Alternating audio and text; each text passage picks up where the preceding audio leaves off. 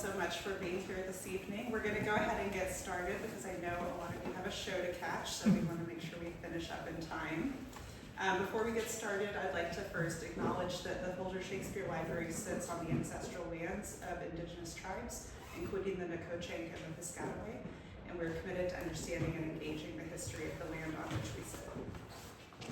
Today we are very privileged to have Alice Joubin here today. Alexa is Professor of English, Women's Gender and Sexuality Studies, Theater, International Affairs, and East Asian Languages and Literatures at George Washington University. She's also the director of the Digital Humanities Institute. Her publications include Shakespeare and East Asia, Race, Contemporary Readings and Global Performances of Shakespeare, On-Screen Allusions to Shakespeare, and Shakespeare and the Ethics of Appropriation. Please welcome Alexa. Thank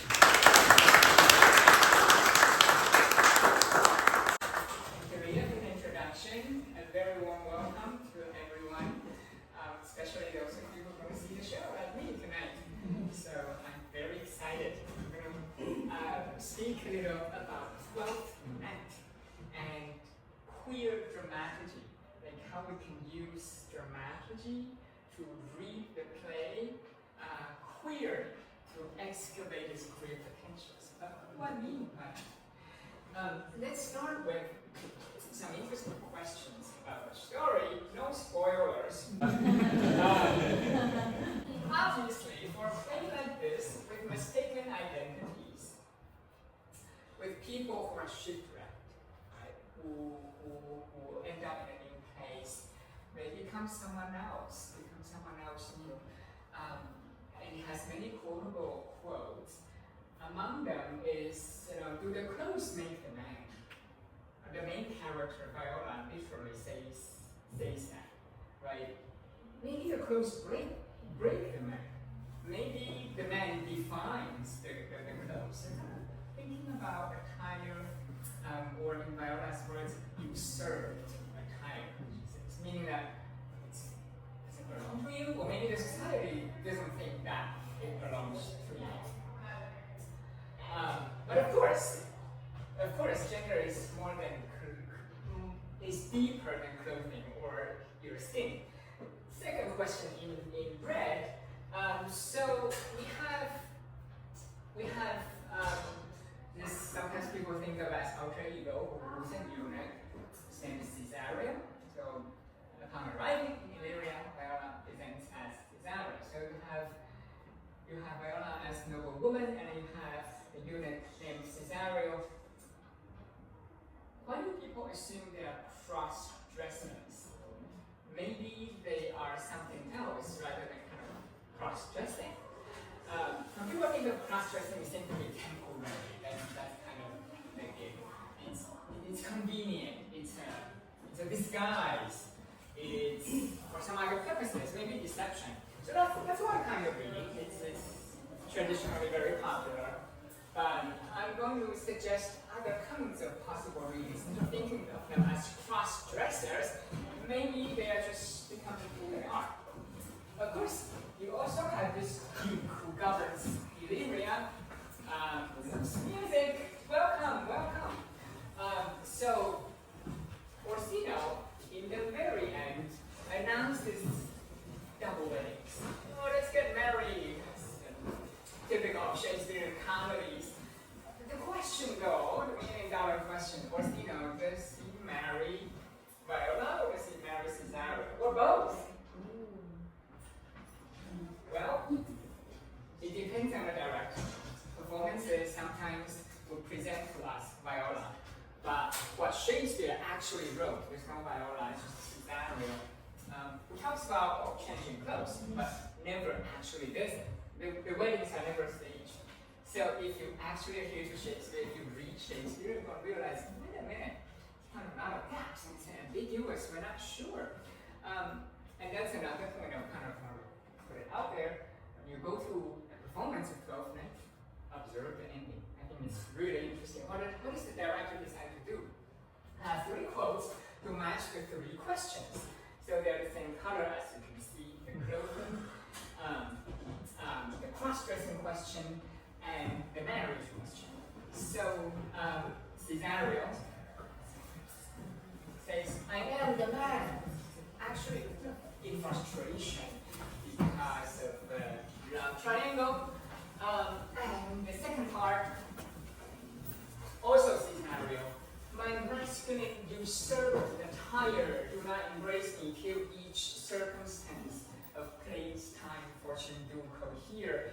He seems to be saying something is not right?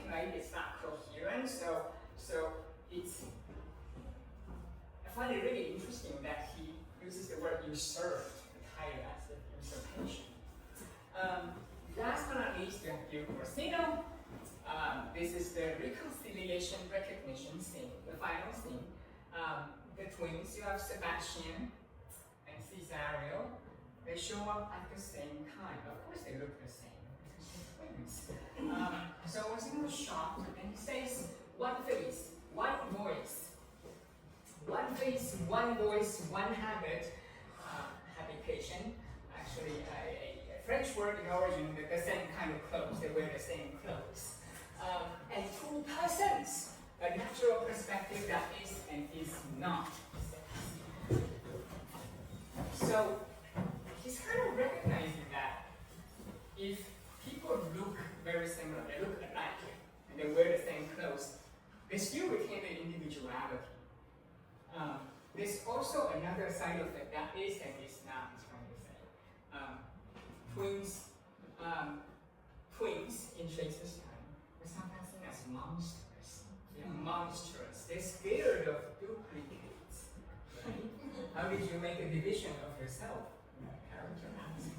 So there is that. They're scared of kind of doppelgänger. They, if there's doppelgänger, it can be a ghost. Ghosts are never good. So I start with these three questions and the three key quotes. So that get us to think about all the holes and gaps in this fascinating story. It's one of my favorite things. So I hinted at dramaturgy in the beginning, but what is dramaturgy? Let's start with where it came from, 18th century. Specifically from Goethe Lessing, who's basically comparing to textual criticism. When you deal with text, you kind of take the words for granted. The words, they have their power. You don't think about embodiment, you don't think about flesh, okay? Word is not made flesh. When you think about dramaturgy, you think about flesh, you think about voice, embodiment, costumes, prop, occasion, setting, suddenly so many things that's actually not in text. Now, one thing I love, but also sometimes people get confused about Shakespeare, there are no stage directions. Very little stage directions. The character appear above, maybe a balcony. And so a lot of the directions, like what is happening, is inferred. You would, as an actor, as a director, as always, you would infer from the characters that are reacting to something. The way they're saying a line, or not saying things. That's how you get the stage directions. And so, in a simple term, dramaturgy is about digging it out, the unspoken, the unwritten stage directions. But 21st century perspective on dramaturgy. What do we think about dramaturgy now? And how do we do queer dramaturgy? I want to propose to you this idea called performativity. A little bit of mouthful, but basically, it's not performance, it's performativity, meaning that when we say things, the words we say, depending on the context, they can be performing social actions, so they're performative in that way. It's different from like how actors perform. So it's a linguistic function that is everywhere. All narratives would have performativity. Performance, in contrast, is kind of very intentioned enactment of a narrative, of an event. Like, first, I memorize some lines from Twelfth Night. I'm going to try to recite it in front of you. Maybe I put some costume on. I start to perform. But that's different from performativity, which is when we use language to affect social actions, and some theories that call this speech act. Here are some examples of speech acts, like officiation. Think of someone being sworn in, right, for official office, hand out Bible. And if it's at a specific place, at a specific time, you do that. It's like ritual. Even if the person doesn't mean what they are saying. Just by virtue of saying it at this place would make you president. by saying I do. The church, right, would make you partners, even if perhaps you didn't say it wholeheartedly, it doesn't matter. That's what the original theory says. And so for actors, of course they're saying all kinds of things, they don't quote mean it, they're acting, but it has real effect. It's performative, right? That's a speech act. And so performance in contrast, because it's kind of citation, I think the two are very, very similar. But I want to get people to think about this in terms of dramaturgy, in terms of how we might think about Twelfth Night. For me, possibilities are the most interesting. The what if. What if Viola, Cesario, they're not cross-dressing? What if they are expressing their true selves? But not necessarily what they say. What they say, very interesting. But what they don't say, even more interesting. Right? You think of our life, you think of characters, very often people don't necessarily say things explicitly, but they do plenty of things. They think plenty of things, have emotions. I just don't put everything into words. So we don't start to pay attention to what they don't say. Right? The gap, what they don't say. So let's look at gender in Twelfth Night. Armed with this knowledge of the power of words, but also the power of unspoken words, unspoken, you didn't say it. When people think of queerness, they think of things that are different, that are perhaps contradictory to prevailing social norms in Shakespeare's times, in our times, and so on. But actually, I will caution that when we say we're reading queer, it doesn't mean that we go about and say, in Twelfth Night there are 3 queer characters. They are identified as queer. It's not really about that. It could be, but I think that's limiting. It's not about going around and kind of, reading only for representation of queer people, but rather it's an attitude we bring to it. For example, if we pay attention to unspoken words and unmarked identities, it is a queer operation. We are taking a queer attitude to think about this show. And this is useful because in Twelfth Night, here's another spoiler. According to how Shakespeare wrote, the final scene. Duke Orsino continues to call Cesario, after the recognition and so on. And I thought that's very powerful. What's troubling for a lot of people is that Cesario or Viola, they just don't have any lines anymore. They're statements. Do they agree to this wedding proposal? Well, what do they think? We don't know. But that doesn't mean that they're powerless or necessarily silenced. Maybe with body language, they're enthusiastically embracing Duke Orsino. We don't know. They could. It really depends on our directors too. So, if we take a queer attitude, the dramatic situations could become more fluid, will be less literal-minded. I think literal-mindedness and the kind of pursuit for closure, tell me how it ends. It must have a, conclusion. They must announce they are queer. They must say explicitly it's a queer wedding. Actually, Shakespeare expresses a lot but confirms nothing. Especially the language of love in early modern period, that's how it operates, and also it overlaps with the language of friendship. That's an obstacle for modern readers who are more used to kind of explicit things and certainty. And so people can miss out, right, if you kind of insist on that. People are very uncomfortable with fluid things or uncertainty. You didn't tell me how the story ends. So, like I said before, the question is not which character might be trans or queer, but rather the potential, the openness, the space between words that can become really interesting and we can think about the question of what if, and we can entertain and live with, having no closure, no firm closure of the story. So for me, Twelfth Night is beautiful because there's really no closure. It's announced, but they don't actually stage the wedding. It's a double wedding, supposedly. And my favorite part, how sometimes, particularly in our era, people who don't like, people who are different, who come from elsewhere, who are immigrants, go back to where you come from, back to where you belong. In Twelfth Night, you have people arriving, you have Viola, you have Antonio, the captain, they're shipwrecked, they got to this place called Olivia. It's even fictional, Shakespeare made it up.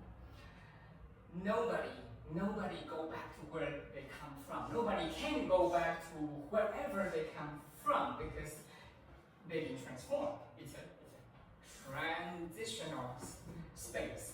People decide to stay. You think about Midsummer Night's Dream, you think of Alice Joubin, these characters typically love to go to the woods. They find themselves. Come back to normal society. Twelfth Night is very unique.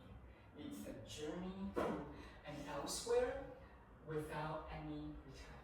And so, for this reason, the kind of cisgender insistence has diminishing return. For a story like this, if you insist on, where exactly you come from is no longer important. So, let's now think about, when I talk about dramaturgy, I talked about unspoken words, and the gag, the set. So, costumes and props, costumes especially, really affect how characters and actors move about. And maybe you will observe this in operation tonight. It's not innocent. Typically washed over people. We are doing something like that. But if you think deeper, there's an example. It's an all-male performance at 12th Night, 2012, at the London Globe. The famous actor Rylance is in the lead. He played Olivia in this story. And in interviews, he talks a lot. So he doesn't identify as trans or queer, but it's important to take a queer lens to kind of read even his performance. Because my suggestion is that queerness and transness, it's kind of in a lot of places. It's beyond queer communities. That's, so it's, to just say it's for queer actors or queer characters, I think it's too narrow. We need to recognize our inherent doubleness, the inherent fluidity in all of us. So, Mark Rylance experiences, and he's very candid in interviews, where he wore a corset and there's a gigantic dress, right, with hoops inside. So, and he realizes you will move differently in this. And he talks about how he wants the Olivia character to float like a big ship.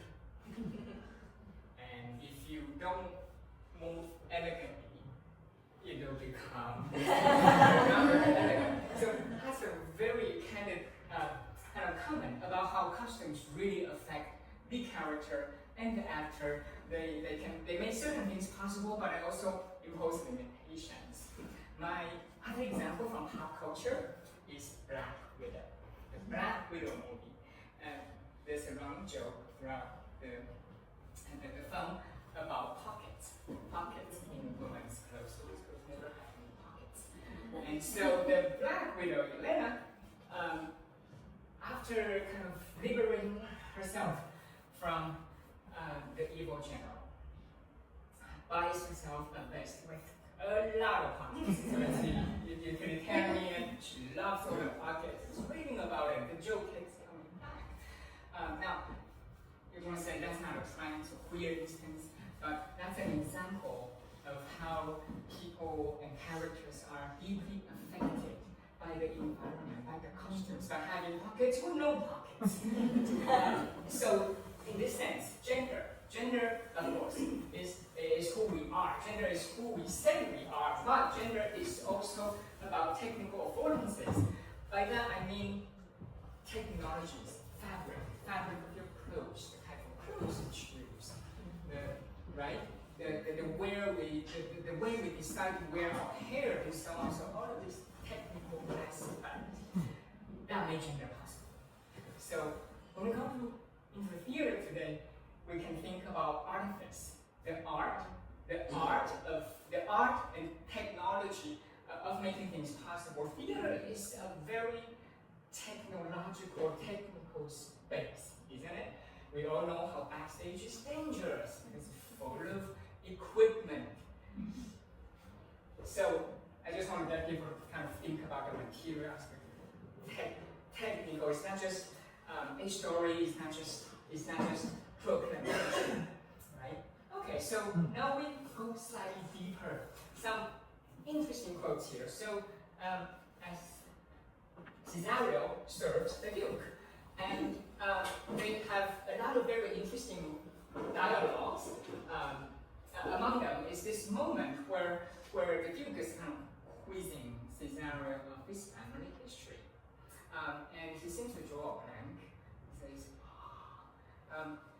initially, he says, and all the daughters of my father's house, critics typically interpret that moment as a bit of almost giving himself away. And all the brothers too. And yet, I know not. But I use a queer lens, queer translation to read this moment as being a powerful moment. It could mean many things. Like, he has gone through a shipwreck, so he's the only surviving member of the family, hence all the daughters or brothers, basically only one left. Could also refer to other things, right? To his life's unusual journey.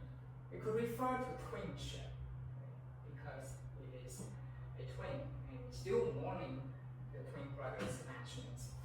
Supposed at this point, know that Sebastian survives, right? Another example, this is what I referred to earlier, very end, after the great gender reveals, Cesario comes, so you shall be, while you are a man. But when in other habits, in other kind of attire, you are seeing Orsino's mistress and his fancy's queen. So I guess Cesario is a eunuch. A eunuch is a very important category in Shakespeare's time, kind of a third gender, so neither a boy nor a man, not a woman, and of course played by a boy actor in the all-male performer tradition of the Renaissance era. And on top of that, can also be a fancy queen. One actor and character can be all of these things. So that's a powerful statement. And that kind of disrupts what most people assume to be a reunion scene, a gender reveal scene, resolving all the kind of tangled confusions throughout. But we note that Cesario never actually changes into maid's garments as promised, and Orsino continues to call him boy and Cesario. They announce double weddings, but nothing, so according to the play, nothing is staged. In modern Twelfth Night, they almost always stage weddings.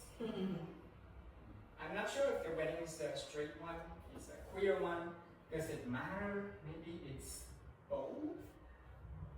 And of course, there's the inside joke, I think, for Shakespeare and his audience. Insider joke.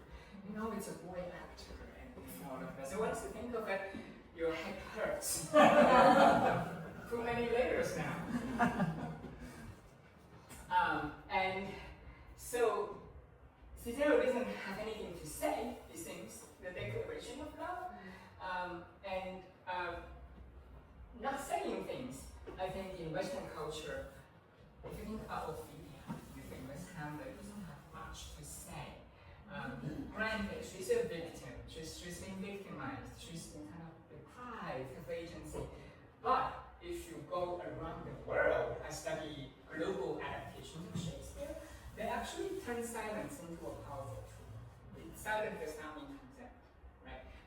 But in the West, there's a bit of a bias of kind of speak it or forever hold your peace. And only people who speak out loudly means it would be the people who have agency. So that's something to think about.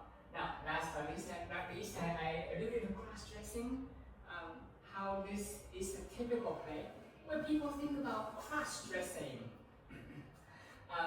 It's somewhat problematic because when people use that term, they assume two very stable poles for you to cross there and come back. There's no such thing, obviously. It's kind of too convenient. And then they think of it as kind of temporary dramatic device. That doesn't quite work in 12th Night. Again, according to the text, you have shipwreck. Viola beats the captain, please help me. Help me. I picked the name, Cesario. We're going to go by Cesario here. We're seek employment. Captain, you will help me. And I will pay you handsomely and you will keep my secret. After that scene, we just have Cesario. All the way to the final scene because there's no return, right? How do you explain this? Are you still going to insist in Viola cross-dressing? The biggest problem I have with modern text is that if you read the play, you keep saying Viola, Viola, Viola. It's actually Cesario speaking. So yes, dramatic irony, the readers and audience are supposed to know more, but I have a huge problem with that. Think about, you go to the movie Batman. Of course we all know it's Bruce Wayne, but Bruce Wayne and Batman, this key distinction are kind of very different. So if you read a screenplay and it keeps saying Bruce Wayne, how would you feel? It's bloody Batman! As if this literal-mindedness, the benefit of dramaturgy, of queer dramaturgy then, I hope as I've shown you, is that now we know text alone does not encompass all the possible meanings. It's really the embodiment that is important, right? So we need to kind of start to counter text-centric biases that think of gender practice as fixed because words on the page, they are fixed. Nothing is fixed. Gender is not fully encoded by the text. Gender is actually what people are doing, what people are saying in a specific place in time. And in early modern England, Viola also, right, was played by a boy actor who was presenting as feminine and then later dresses as a eunuch. I'm going to add a tiny bit to that eunuch story. So here the story is Cesario is not a man, it's a page boy, a eunuch, a third gender. And the captain actually proposes, according to the text, to accompany him as his quote mute. So this is kind of an early modern bias and obsession of categorizing eunuch, right, as a third gender, as an other. And they are lumped together with other quote exotic people. So a mute from Turkish court very often travel with